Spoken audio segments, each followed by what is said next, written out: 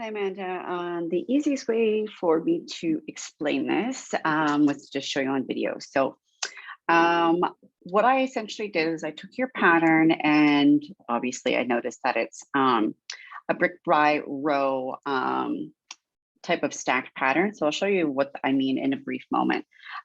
So what I did is I just took one of the elements since they do all interlock.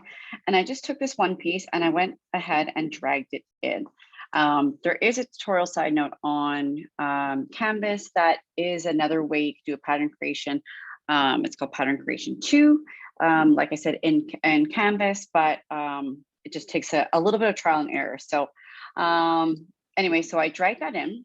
So now we have our pattern. So what happens if I double click, the same as what we do previously, but because I'm working with one individual element versus a whole artboard, this is where we get to have a little bit of fun with the tile by pattern. So your pattern is not a direct grid.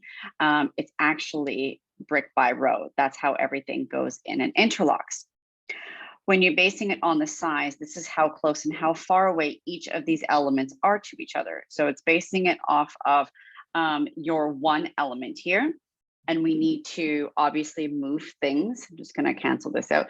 Move things further apart, because if you look at that first row, they're quite far apart from each other. And then if you stack them, they're not stacked on top of each other. They connect into each other. So the space is going to be end up being less. So let's double click that again. So we're going to go and we're going to go brick by row. And I'll just show you what happens. So we need to add more space. We're going to increase our number. So we'll say 8. And then let's go 2. So we can see now the space is almost there. We need things a little bit closer. So then we can just essentially just go ahead and try some numbers.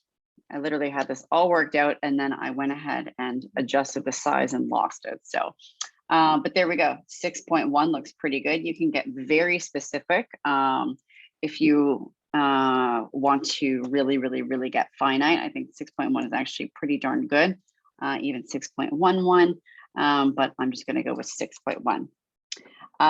When it comes to our height, we need to decrease it a little bit more. So let's just start plunking some numbers.